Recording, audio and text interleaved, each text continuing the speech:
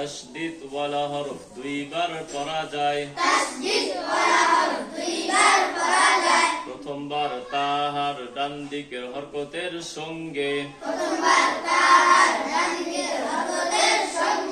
দ্বিতীয়বার নিজ হরকতের সঙ্গে।